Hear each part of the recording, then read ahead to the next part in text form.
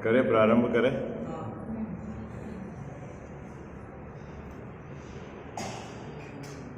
ओम नमः सिद्धेभ्यः।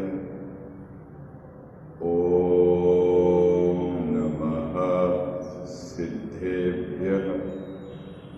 ओम नमः सिद्धेभ्यः। ओंकार बिंदु संयुक्तम नित्यं ध्यायन्ति योगिनः कामदं मोक्षदं चैव। ओंकाराय नमो नमः।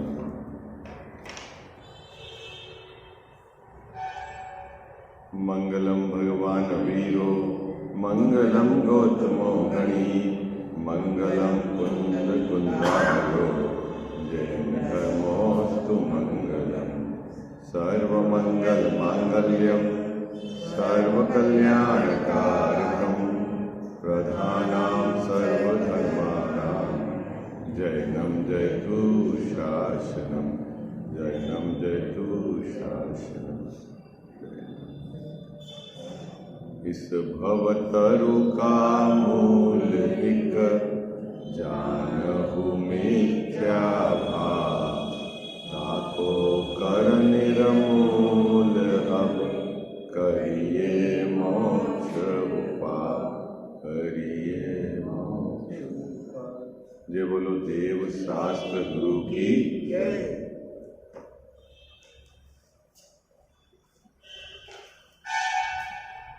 सातवां अधिकार है, मोक्ष मार्ग प्रकाशक ग्रंथ है। पेज नंबर आप निकालिए 241। आज अपने को चर्चा करनी है जैन मिथ्या दृष्टि समिति उसके निश्चय पक्ष को किस प्रकार गलत स्वीकारता है और बाह्य पक्ष के आधार से संवर्ण निर्जरा मानता है। क्या बात पकड़नी, थोड़ा सा विषय समझने जैसा है। क्या है बात, क्या चल रही है इस अधिकार के अंदर अभी अपनी ये बताइए आप। बात क्या चल रही है अपनी इस अधिकार के अंदर? जैन मिथ्या दृष्टि के 7 तत्व के संबंध में विपरीत श्रद्धान किस प्रकार पाया जाता है। विषय क्या चल रहा है अपना, बोलो भाई जल्दी। विषय क्या चल रहा है? जैन मिथ्या दृष्टि के 7 तत्व के संबंध में विपरीत श्रद्धान कैसे पाया जाता है। क्यों कि मिथ्या दृष्टि है, इसका मतलब है उसके श्रद्धान की विपरीतता है। ठीक है। और जैन शब्द इसलिए लगाया कि ये सच्चे देव शास्त्र गुरु को ही भजता है, पूजता है। अन्यत्र कुदेव, कुगुरु और कुशास्त्र का सेवन नहीं करता। इस जीव की क्या विशेषता है? इस अधिकार के जीव की क्या विशेषता है कि वह सच्चे देव शास्त्र गुरु को ही भजता है, उनकी ही पूजा अर्चना करता है, उनके द्वारा ही कथित शास्त्र का अभ्यास करता है। इस जीव की यह विशेषता है। लेकिन वह मिथ्या दृष्टि है। क्यों? क्योंकि उसको 7 तत्व के संबंध में विपरीत श्रद्धा है, इसलिए उसका नाम लिया जैन मिथ्या दृष्टि। इतनी बात तो आपको समझ में आ गई है ना। अब यहाँ जो प्रकरण चल रहा है कि जैन मिथ्या दृष्टि के संवर तत्व संबंधी भूल किस प्रकार पाई जाती है। क्या क्या प्रकरण चल रहा है? जैन मिथ्या दृष्टि के संवर तत्व संबंधी भूल किस प्रकार पाई जाती है। संवर मतलब धर्म, संवर मतलब शुद्धि, संवर मतलब आनंद, है ना। संवर का क्या अर्थ है? संवर मतलब धर्म, धर्म, संवर मतलब शुद्धि, संवर मतलब आनंद, है ना। अब जैन मिथ्या दृष्टि ने किसको संवर माना है और किस प्रकार वह संवर नहीं है, इसकी चर्चा है। क्या चर्चा है? जैन मिथ्या दृष्टि ने किसको संवर माना और वह संवर क्यों नहीं है, इसकी यहाँ चर्चा है। तो तो सबसे पहले जो अपन कल पुनः उस सूत्र की चर्चा करते हैं जिस सूत्र में उमा स्वामी महाराज ने संवर के कारणों को गिनाया है। आप में से कोई बोलेगा संवर के कारण 90 अधिकार मोक्ष शास्त्र में दूसरे नंबर के सूत्र में आचार्य उमा स्वामी महाराज ने संवर के कारणों को गिनाया है। क्या क्या संवर के कारण है? गुप्ति, समिति, धर्म, अनुप्रेक्षा, परिसहजय और चारित्र। ये क्या है? संवर के कारण है। बोलो भाई, नाम याद रखो आप पहले। क्या क्या है? बोलो। गुप्ति, बहुत सुंदर। समिति, धर्म, अनुप्रेक्षा, परिसहजय और चारित्र। ये क्या है? संवर के कारण गिनाए हैं। और जैन मिथ्या दृष्टि इन कारणों को आगम से पढ़ता है, लेकिन गड़बड़ी क्या करता है कि इनकी यथार्थ श्रद्धा नहीं करता। क्या मुकेश भाई साहब गड़बड़ी क्या करता है कि इनकी यथार्थ श्रद्धा में क्या गड़बड़ी है कि इनके बाह्य रूप को ये संवर का कारण मानता है, जो गड़बड़ है। क्या गड़बड़ है बाबूजी? इनके बाह्य रूप को, किनके बाह्य रूप को? गुप्ति, समिति, धर्म, अनुप्रेक्षा, परिसहजय, है ना, चारित्र, इनके बाह्य रूप को क्या मानता है? संवर का कारण मानता है। इसीलिए उसकी श्रद्धा की विपरीतता है। तो इनसे संवर नहीं होता है, लेकिन इनका असली जो इनका अंतरंग कारण है उसको इसकी पता ही नहीं। ये है बस मुद्दा। तो कल अपन ने गुप्ति की बात कही थी। गुप्ति किसको कहता है? ये गुप्ति किसको बोलते हैं मुकेश जी भाई साहब? 3 प्रकार की गुप्ति होती है। मन गुप्ति, वचन गुप्ति और काय गुप्ति। ठीक है। चारित्र के 13 प्रकार के भेद में 5 तो है क्या बोलते हैं? महाव्रत, 5 समिति और 3 गुप्ति है। अब गुप्ति किसको कहता है कि इसने गुप्ति में ये मान रखा है कि मन में पाप का विचार नहीं करना, मुंह से कुछ बोलना नहीं और शरीर का हलन चलन नहीं करना।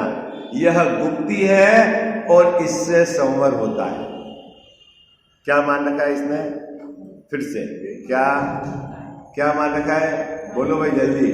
मन में पाप रूप चिंतन नहीं करना, मुंह से बोलना नहीं और शरीर का हलन चलन नहीं करना, ये गुप्ति है और इससे संवर होता है।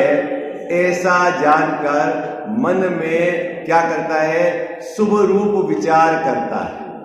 क्या विचार करता है? शुभ रूप विचार करता है। भक्ति आदि रूप प्रशस्त भाव को भाता है और क्या मानता है कि यही गुप्ति है और इससे संवर निर्जरा है। अब टोडर मल्ली साहब कह रहे हैं कि भाई साहब ये गुप्ति नहीं है। गजब की बात। क्या कह रहे हैं गजाव साहब? ये गुप्ति नहीं है। तो अब आपका प्रश्न होगा कि क्यों गुप्ति नहीं है ये? तो टोडर मल्ली साहब ने एक सुंदर बात कही कि गुप्ति में प्रवृत्ति नहीं होती, या यदि प्रवृत्ति मानो भी तो अपनी अंतरंग प्रवृत्ति होती है और बाहर से निवृत्ति होती है। गुप्ति के लिए क्या पहचान है गजाव साहब?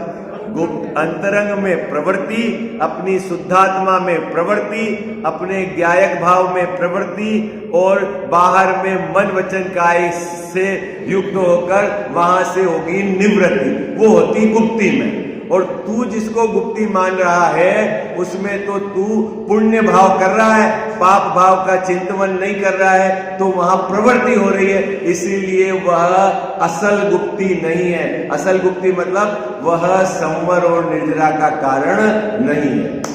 ये बात है। कितने लोगों को समझ में आ रही? बाबूजी कितने को समझ में आ रही? मुकेश जी भाई साहब, हाँ, ये तो प्रकरण मैंने बहुत लंबा चला दिया क्योंकि ये बात आपको पकड़ में आनी चाहिए, नहीं तो बड़ी गड़बड़ हो जाएगी। ये बात आज क्लियर हुई कि बाहर की प्रवृत्ति, मतलब अभी पहले क्या बात होती, प्रवृत्ति होती है ना, इसलिए गुप्ति नहीं है। लेकिन आज ये खुलासा हुआ है कि बाहर की तो निवृत्ति, हाँ, और अंदर में प्रवृत्ति, हाँ हो रही है ना, हाँ तो अंदर की प्रवृत्ति हो रही है। हाँ। देखो, जैसा सभी बात की दो अपेक्षा बराबर ध्यान रखना है। जैसे अभी अपन ने 2-3 दिन पहले सम्यक दर्शन के लिए बुद्धिपूर्वक किए गए उपाय की चर्चा करी। क्या चर्चा करी? कि साहब, आप अपने उपयोग को समेटो। अब आपकी उम्र हो गई है, बच्चों का विवाह हो गया है, तो आप व्यापार से हटो, घर की एक्टिविटी से हटो, ये बात कही। अल्प व्यवहार रखो, बहुत आपके बिल्कुल परिवार में जहां आपको जाना अनिवार्य है वहां जाओ। इतनी बात कहकर कोई व्यक्ति बाहर से इन क्रियाओं को करे कि सिर्फ अपने परिवार में भी लिमिटेड जगह जाए, दुकान नहीं जाए, घर में भी किचन नहीं जाए और रूम में बैठकर इसके 5 इंद्रिय के विषयों को भोगे, तो वो उसके लिए थोड़ी कहा है बाबूजी, वो उसके लिए थोड़ी कहा है। मंद कसाय पूर्वक 5 इंद्रिय के विषय भोगने के लिए थोड़ी कहा है। साहब, मैं तो कहीं नहीं जाता हूँ, आजकल बच्चे व्यापार संभाल लेते हैं और अपन तो निवृत्त हो गए। अच्छा, करते क्या हो? टीवी देख लेता हूँ मैं 2 घंटे, फोटो को घुमा लेता हूँ, स्कूल छोड़ आता हूँ, घर का दूध सब्जी ले आता हूँ, मैं बाकी कुछ नहीं करता। ये क्या कर रहा है? बात पकड़ में ये है। तो वो साहब पंडित जी ने तो अच्छी बात बताई, क्या है कि आप तो निवृत्ति ले लो, तो हमने निवृत्ति ले ली है, न तो हम दुकान जा रहे हैं और नहीं हम शादी ब्याह में जा रहे हैं। अरे भैया, वो जो वहां से हटने की बात कही थी, उपयोग को फ्री करके आगम के अभ्यास में लगाने के लिए कहा था। अगर आप ये नहीं करते हो तो वो क्या मतलब है उसका? उधर की प्रवृत्ति छोड़ी, टीवी में 5 इंद्रिय के विषय में लग गया। हाँ मुकेश भाई साहब, नहीं तो दोस्तों के अपने संगठन बना लिया बुजुर्गों का, आज वहां घुमावे, आज वहां घुमावे। अरे भैया, उपयोग को फ्री करके आगम का अभ्यास करने के लिए था। बात पकड़ में आ रही है बाबूजी? निवृत्ति गाय के लिए है, निवृत्ति गाय के लिए है। हाँ, इधर तत्वाभ्यास में प्रवृत्ति करने के लिए वहां की निवृत्ति। हाँ, बहुत सावधानी, द्वेष पूर्वक निवृत्ति नहीं, और निवृत्ति करे तो प्रवृत्ति योग्य होनी चाहिए। यह है मुद्दा। ठीक उसी प्रकार गुप्ती किसको कहना? गुप्ती के अंदर यह जीव अपने उपयोग को अपनी शुद्धात्मा में लगाना और शुद्धात्मा में लगाने की भावना उसमें लगा है, तो सहज इसका उपयोग मन वचन काय के द्वारा नहीं वहां से हट जाता है, तो बाबूजी वो है गुप्ती। अब इसको अंदर का तो पता ही नहीं है, वीतरागता का तो पता ही नहीं है, तो इसलिए कि यहां पर टोडरमल साहब को लिखना पड़ा। निकालिए पेज नंबर 241, गुप्ती की अंतिम पंक्ति। आज अपन समिति की चर्चा करेंगे, थोड़ा सा विषय समझने जैसा है आपको, इसलिए है ना। क्या? इसीलिए वीतराग भाव होने पर क्या होता है? वीतराग भाव होने पर, क्योंकि जो ऐसा परिणति में वीतराग भाव जब होता है, तब नियम से मन वचन काय की चेष्टा न हो, वही सच्ची गुप्ती है। सच्ची गुप्ती कहां से होगी? वीतराग भाव से होगी। ठीक है। और अपन ने गुप्ती क्या मान रखी है कि वीतराग भाव पता नहीं, मुंह से कुछ मत बोलो, है शरीर को हिलाओ डुलाओ नहीं, और मन में पाठाधिक बोलो तो हमारी गुप्ती है। ऐसा नहीं है गुप्ती।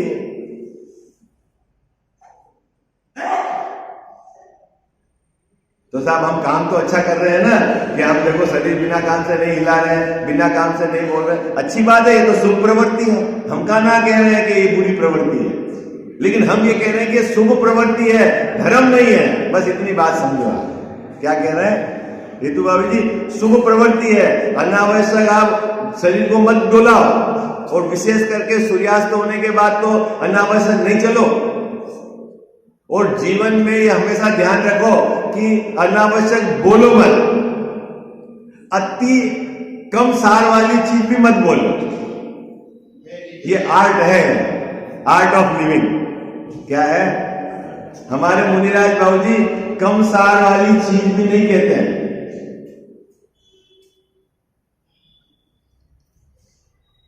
हास्य के वचन, कर्कश वचन, ये तो बहुत दूर है। हाँ, तो ये तो अच्छी बात है, लेकिन आप नहीं बोल रहे हो तो इसका मतलब नहीं कि गुप्ती है, वो बाह्य लक्षण है गुप्ती का। अंतरंग वीतराग भावता है वो गुप्ती है। इतनी बात समझ में आ गई आपको? क्या गुप्ती किसको कहना? हाँ, किसका नाम है बाबू जी गुप्ती? अंदर में वीतराग भाव और शरीर का हलन चलन आपने अगर नहीं किया, और दूसरी बात क्या है कि बोले नहीं, तो ये आपकी शुभ प्रवृत्ति है, धर्म नहीं है, पुण्य बंध का कारण है। आई बात सर? क्या बात पकड़ में?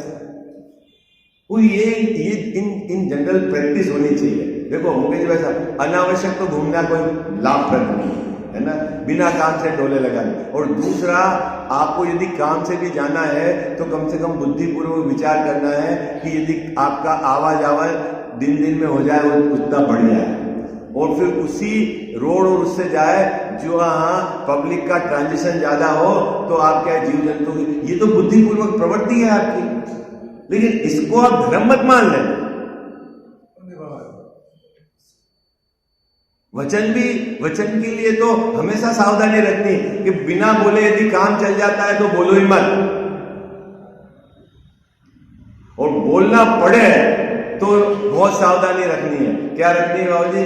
वचन की बहुत सावधानी रखनी है। कर्कश वचन नहीं हो, मर्म छेदी वचन नहीं हो, किसी को पीड़ा देने वाले वचन नहीं हो, अति अल्पसार वाले वचन नहीं हो, इतनी सब सावधानी रखनी। भाई आप जब बोल ही रहे हो तो ऐसी चीज बोलो जो वास्तव में कीमती हो। हास्य के वचन नहीं हो, किसी की निंदा के वचन नहीं हो, अपनी प्रशंसा के वचन नहीं हो। कितनी सरल बात है, गले उतर रही है? अरे हाँ जी, है ना जी, क्या कहा, गले कुछ उतर रही बात? कैसे वचन बोलने बाबू? सरल है, बिल्कुल सीधी सामान्य बुद्धि से पकड़ में आती है, लेकिन जीवन में इंप्लीमेंट नहीं होता है। हाँ, होना चाहिए।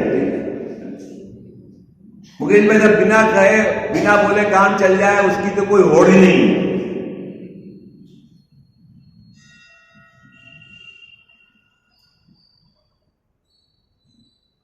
और क्या हो, आपको बोलते हो ना कि वचन एक बार मुंह से निकल गए वापस अंदर नहीं आते, क्या बोलते हैं नीति के अंदर है, तीर जो छोड़ दिया वो छूट गया, एक बार आपने बोल दिया तो वही है,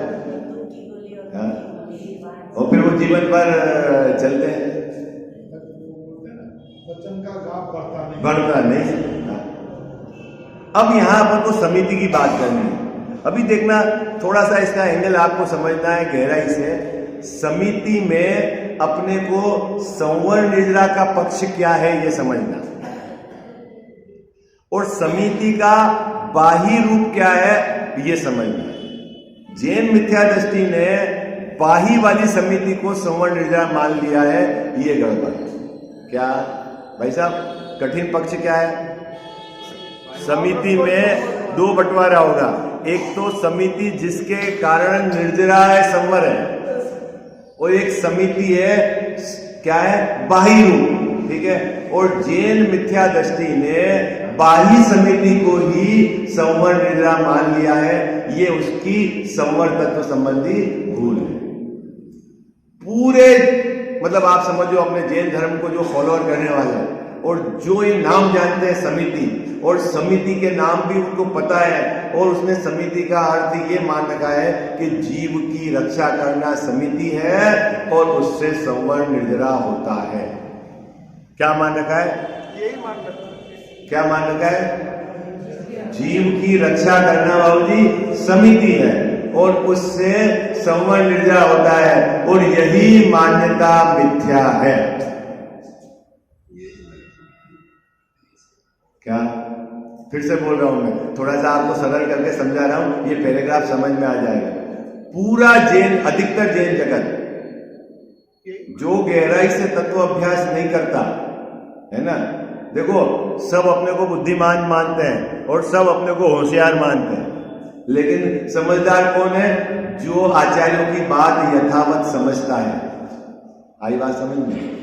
बाकी तो सब अपने को होशियार कौन नहीं मानता है? अब आचार्य महाराज ने समिति किसको कही? जिस समिति से संवर्ण निर्जरा होता है वो समझना है। और इसने समिति किसको मानी और जिससे इसने संवर्ण निर्जरा माना जो गलत है वो समझना है। तो जैन मिथ्या दृष्टि ने मात्र बाहर रूप क्रिया उसको इसने समिति माना और उसमें इसका मुख्य केंद्र बिंदु क्या है? पाप से बचा या जीव की रक्षा की। इस जीव की रक्षा करने के भाव से इसको संवर्ण निर्जरा होता है ऐसा मानता है। क्या मानता है? जीव की रक्षा की। रक्षा तो जीव की उसके आयु प्रमाण है, लेकिन आपके भाव जो जीव की रक्षा के थे उससे संवर्ण निर्जरा हुआ ऐसा मानता है। यह मान्यता उसकी विपरीत है, झूठी है। क्यों झूठी है? तो टोडरमल साहब यहां तर्क देते हैं कि जीव को मारने का भाव पाप का भाव है, तो जीव को बचाने का भाव पुण्य का भाव है, वो धर्म नहीं है। क्या तर्क दिया?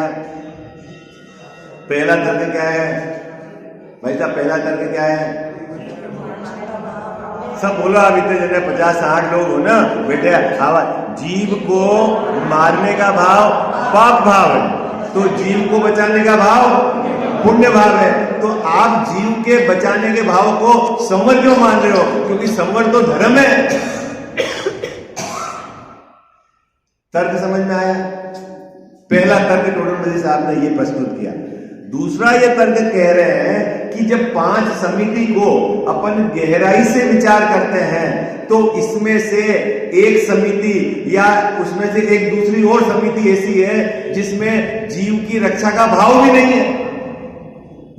देखो 5 समितियों के नाम गिनाए टोडरमल साहब ने। पहली समिति इलिया समिति, 4 हाथ जमीन को देखकर चलना। क्या बाबूजी? मुनिराज जब भी चलते हैं तब चलते हुए बात नहीं करते हैं और चलते हुए जमीन पर 4 हाथ अगला पांव जहां रखेंगे वहीं उनकी दृष्टि रहती है। यदि ऐसा मुनिराज नहीं करते हैं तो उनका मूल गुण खंडित हो जाता है।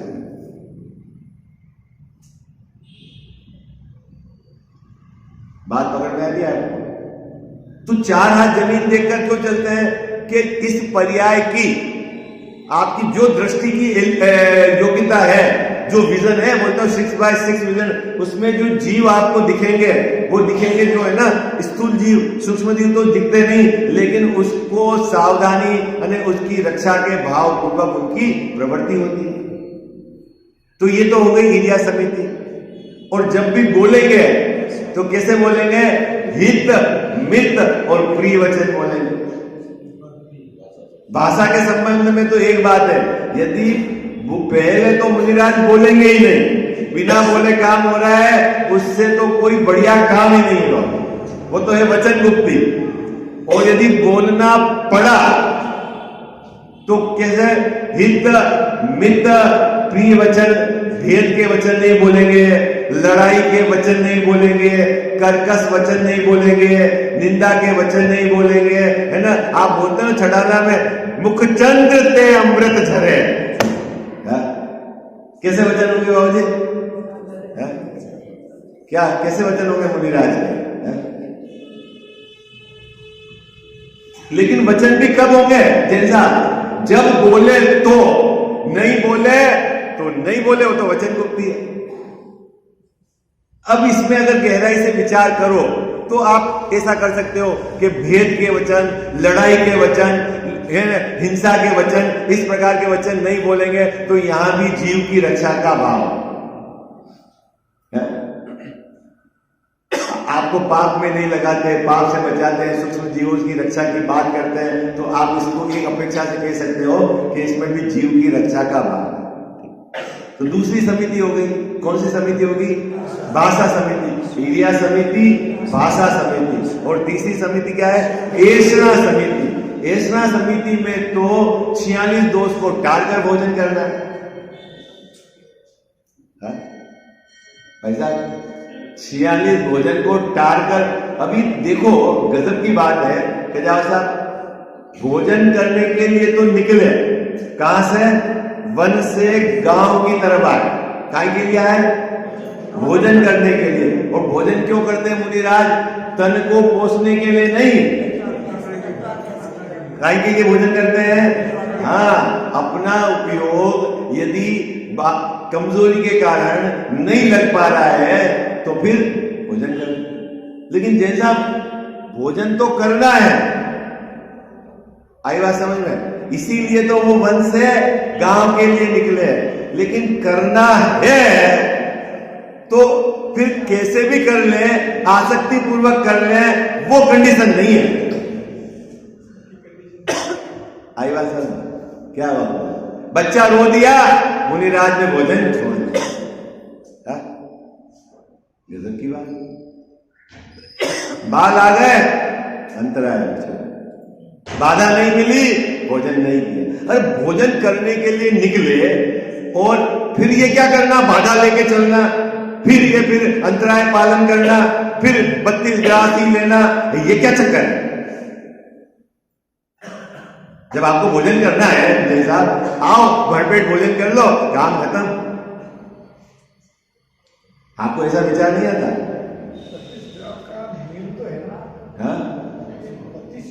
हाँ, मैक्सिमम 32 ग्रास लेते हैं मुनिराज, अधिकतम 32 ग्रास से ज्यादा नहीं लेते। हाँ। क्या कह जाओ? कभी आपने सोचा है कि जब आप भोजन करने निकल रहे हैं जैसा, फिर अभी इतनी सारी सीमाएं हैं, नियम लेके निकलेंगे, फिर उसके बाद नवदा भक्ति से जो करेगा, फिर 46 दोष को टालेंगे, फिर अंतराय का पालन, ये सब हो रहा है बाबूजी। जब आपको भोजन करना है तो चुपचाप आए, भोजन करें और वापस वन में चले जाओ। दोष का पालन नहीं करेंगे, 46 दोष का तो पालन तो करना ही पड़ेगा ना। हाँ, नवदा भक्ति वो भी वही करेंगे। हाँ, आई बात सर, हर किसी के यहाँ थोड़ी देन साहब कि दवा में भोजन भामर प्रवृत्ति होती है, भवरे जैसा भोजन करते हैं मुनिराज। भवरे जैसा क्या हो? भवरा समझा? भवरा कैसे फूल से पराग लेता है? फूल को बिल्कुल कष्ट नहीं होता। मुनिराज जिसके यहाँ भी भोजन करते हैं उसको बिल्कुल कष्ट नहीं होता। ये कैसे बात हो गई? ये तो गजब की बात हो गई है? क्या गजब था? कैसे? अब आपके घर में 3 सदस्य हैं, आप कितने का भोजन बनाओगे? अरे बोलो भाई, कितने का भोजन बनाओगे? हैं? 3 जनों का, और 3 जने रोज 3-3 रोटी खाते हैं, तो कितने का आटा गूंथोगे? कितना बोलो? अरे बोलो ना, कितना बाबूजी? 9 रोटी का, ठीक है। अब आपने भक्ति पूर्वक, है ना, आहार का जब समय है तो आपने बहुत भावना भाई, ओहो मेरी यहाँ मुनिराज का आहार हो, ठीक है ना, और आप घर के आंगन में उनका इंतजार कर रहे हैं। मुनिराज का आगमन हुआ, आपने पड़गान करा, है ना, पड़गान करके अब मुनिराज आए, अब घर में 3 सदस्य है, 9 रोटी बनी है, तो मुनिराज कितनी रोटी लेंगे उसमें से?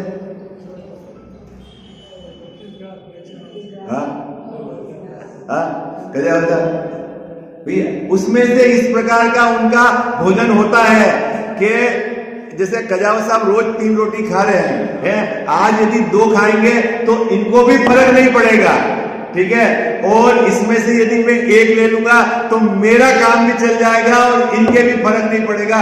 वो है उनका आहार, इसको बोलते हैं भामर प्रवृत्ति, भामरी। बात पकड़ में नहीं जाती? तो तब कजावत साहब को फिर आदान का क्यों लाभ मिलता है? अरे कजावत साहब का हिस्सा जो उनने अपने भोजन के लिए बनाया था, उसका हिस्सा आज रत्नत्रय के हिस्से में चला गया, और दिन भर कजावत साहब की भावना ने जोर मारा। क्या जोर मारा? अरे धन्य दशा है, धन्य जीवन है ऐसा, क्या कि मेरे जीवन में कब मुनि दशा प्रकट होगी, ऐसी उनको भावना। आज तो मेरा भाग्य वो मिला उदित हो गया कि मेरे हिस्से का भोजन मुनिराज के हिस्से में चला गया। ऐसा उनमें अंदर प्रसन्नता का भाव, उस भाव के जोर पर उनको निरंतर पुण्य का आश्रम, ये है मामला। ये है आहार की विधि। आई बात समझ?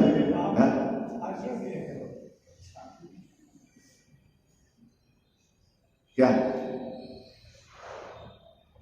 क्योंकि भाई गृहस्थ है, नियम वाला गृहस्थ है, तो वापस तो भोजन बनाएगा नहीं, और एक्स्ट्रा बनाएगा तो उदिष्ट भोजन का दोष लगेगा। तो वो 2 रोटी से पूरे दिन आनंद में रहता है। आज तो मेरा हिस्सा कहां चला गया? रत्नत्रय के हिस्से में चला गया भोजन। उस उत्साह, वो भावना, उसके बल पर उसको पुण्य का आश्रम होगा। कोई क्रिया का नाम थोड़ी है क्या धर्म? कहीं से दौड़ते भागते आ गए, ऐसे धोती लपेट ली, ओ स्वामी नमोस्तु, आहार जल शुद्ध है, कोई पता नहीं भोजन किसने बनाया, क्या शुद्धि है, क्या भावना है, कोई ठिकाना नहीं है। जैन धर्म को समझो तो सही।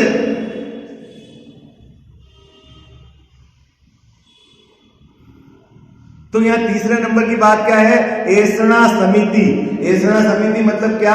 मुनिराज जब भोजन करते हैं तो 46 दोषों को टाल कर भोजन करते हैं। यदि हम इसमें गहराई से विचार करें तो इसमें तो जीव की, क्योंकि भोजन जहां बना है वो तो नियम से श्रावक ने बनाया है, यत्नाचार पूर्वक बनाया है, ठीक है। मुनिराज तो 46 दोष टालते हैं, तो इसमें जीव की रक्षा की बात है।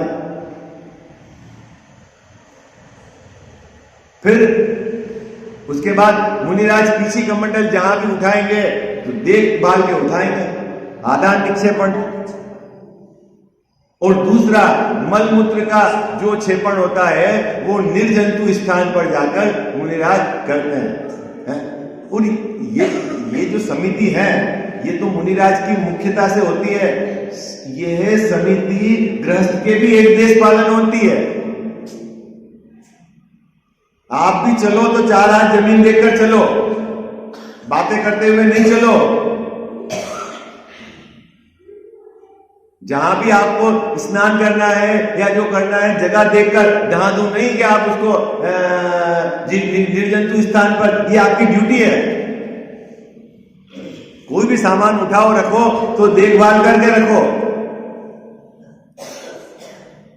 ऐसा नहीं है कि ये तो उनका जिम्मे, हमारे तो कुछ भी करेंगे, ऐसा नहीं है। जो सुधी श्रावक है वो बहुत सावधान है।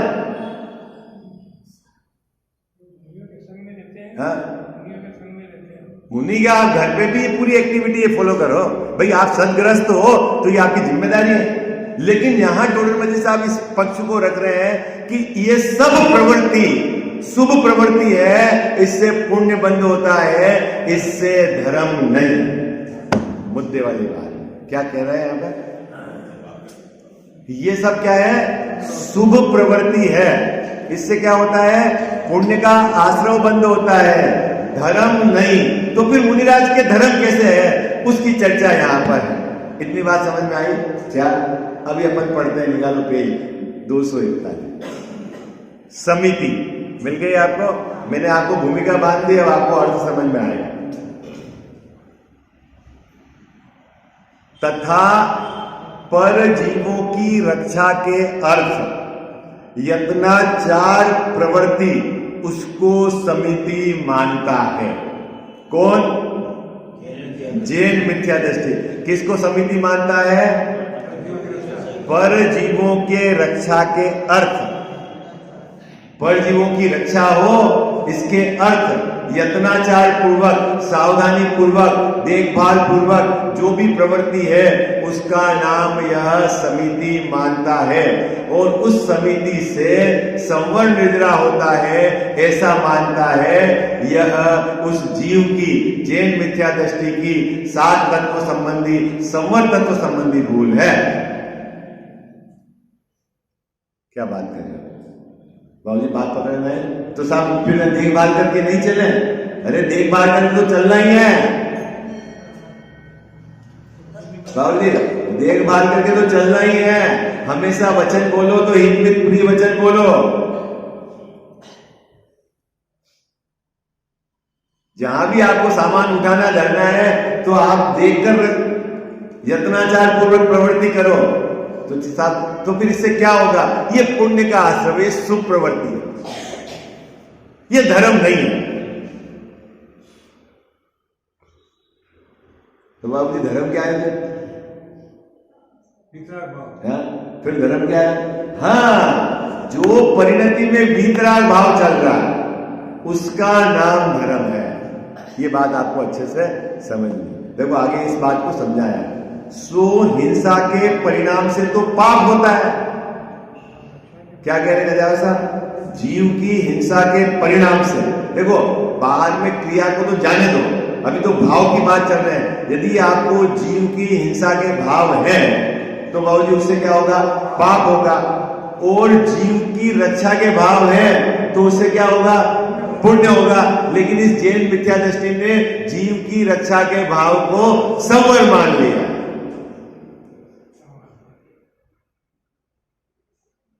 इस बात को टोडरमल साहब ने यहां प्रश्न खड़ा करा है। यदि जीव की रक्षा के भाव को संवर मानोगे तो पुण्य किससे हुआ ये समझाओ। क्या कहा? क्या समझा रहे हैं यहां पर? यदि जीव की रक्षा के भाव से संवर होता है तो पुण्य किससे होता है ये समझाओ। इस पंक्ति के अंदर इन्होंने प्रश्न खड़ा किया।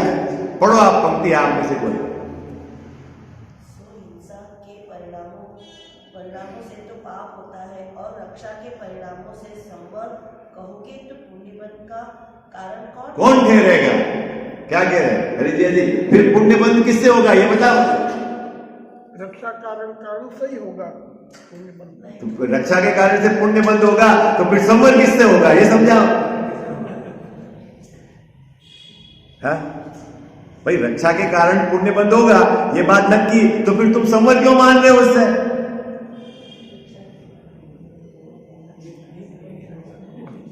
कठिन तो नहीं हो रहा है? कठिन तो नहीं हो रहा है? मैं विषय से बिल्कुल बाहर नहीं जा रहा हूं, जो उन्होंने पंक्ति लिखी है वो ही पढ़ रहा हूं। देखो क्या कह रहे हैं, सो हिंसा के परिणाम से तो पाप होता है और रक्षा के परिणाम से संवर कहोगे। कौन? जैन मिथ्या दृष्टि उसको रक्षा के भाव को संवर कहता है ना, समिति को संवर कहता है। तो फिर पुण्य बंध का कारण कौन ठहरेगा? फिर पुण्य बंध किससे ये समझाओ। और फिर टोडरमल साहब ने कहा चलो कोई बात नहीं, तुम ऐषणा को समिति कहते हो, ऐषणा समिति में तो 46 दोष को टालते हैं, वहां तो जीव की रक्षा का प्रयोजन भी नहीं है, वहां तो दोष टालते हैं क्योंकि यत्नाचार पूर्वक प्रवृत्ति। भोजन तो उसने श्रावक ने बनाया है। भोजन किसने बनाया? बाबू श्रावक ने बनाया। मुनिराज तो 46 दोष टालते हैं। तथा ऐषणा समिति में दोष टलता है, वहां रक्षा का प्रयोजन है नहीं, इसीलिए रक्षा ही के अर्थ समिति नहीं है। जीव की रक्षा करने का नाम समिति नहीं है। ये बोलो आप क्या मान रहे थे? ईमानदारी से बताओ। अभी तक 50 बरस हो गए आपको स्वाध्याय करते करते। बोलो क्या मान रहे थे मुकेश भाई साहब? बाबूजी क्या मान रहे थे? समिति किसको मान रहे थे? बोलो भाई अजीत भैया किसको समिति मान रहे थे? तो साहब जीव की रक्षा नहीं होती है, जो हो लेकिन समिति नहीं है। कौन सी समिति नहीं है? जिससे संवर निर्जरा। अरे बात समझ में आ रही है कि नहीं आ रही है? मैं तो जो पंक्ति यहां लिखी है वो ही पढ़ रहा हूं, उसी का आपको अर्थ बता रहा हूं। हिंदी में लिखी हुई है, आपको भाव पकड़ में आता है? आप घर पे जाके स्वाध्याय करते हो? कितने लोग करते हो बताओ आप? ईमानदारी से बताना है कि यहाँ के बाद निश्चय मतलब मंदिर के बाहर जनरली क्या होता है, मंदिर में आते हैं तब निश्चय बोलते हैं, ये मंदिर से बाहर निकलता है तब निश्चय बोलता है। यहाँ की बात यही, दी एंड। नहीं बात नहीं, बाहर तो बाहर, फिर हमारे पास बहुत बाहर जीने के फंडे हैं। यहाँ की बात यही नहीं करते हैं। घर पे जाके स्वाध्याय अभी गहराई से विचार करना। मैंने आपको बोला था कि ये 2 पैराग्राफ में बहुत मान है। अब आप जाके समिति के सब पक्ष किस 46 दोष कैसे हैं, क्या है, सब गहराई से अभ्यास करोगे तो आपको सब पकड़ में आएगा। चले, अब अपन समय तो हो गया, यहाँ से अपन कल आगे बढ़ेंगे। यहाँ टोडरमल साहब ने इतनी बात कह दी कि तू जिस प्रकार की समिति को संवर मानता है, समिति से संवर मानता है, वास्तव में वो संवर नहीं। तो फिर संवर क्या है ये समझा दो। ये बहुत मतलब क्रिटिकल प्रश्न है, क्योंकि समिति में प्रवृत्ति हो रही है और प्रवृत्ति में टोडरमल साहब को संवर समझाना है। आई बात समझ में? गुप्ती में तो कोई दिक्कत नहीं थी, निवृत्ति हो रही थी, लेकिन यहाँ तो प्रवृत्ति है और प्रवृत्ति में संवर समझाना है। इसलिए थोड़ा आप अभ्यास करके आना, फिर मैं थोड़ा उसको धक्का दूंगा, तब आपको विषय समझ में आएगा। ठीक है ना? विषय चर्चा अपन कल करेंगे। माता तू दया करके कर्मों से छुड़ा देना, इतनी सी विनय तुझसे चरणों में जगह देना।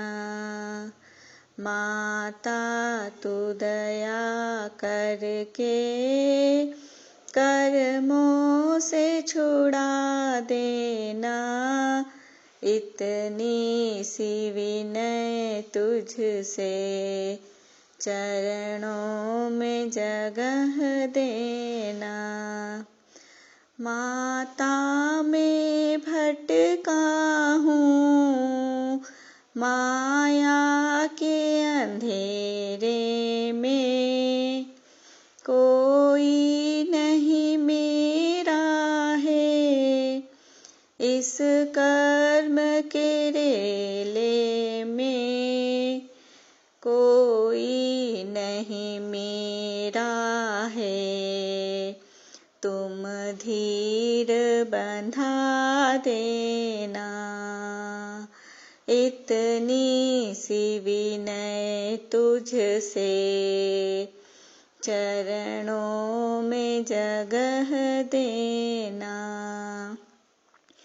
जीवन के चौराहे पर मैं सोच रहा कब से, जाऊं तो किधर जाऊं, मैं सोच रहा मन से, पथ भूल गया हूँ मैं, तुम राह बता देना।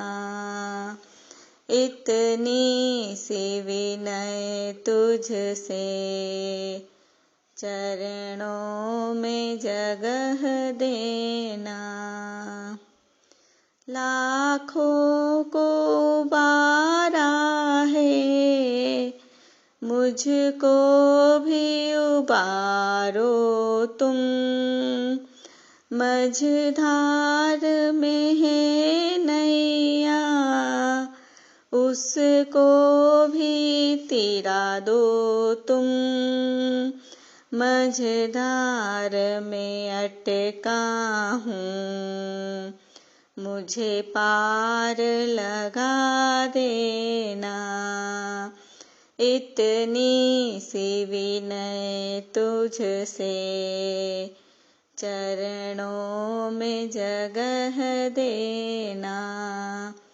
माता तू दया करके कर्मों से छुड़ा देना। इतनी सी विनय तुझसे चरणों में जगह देना।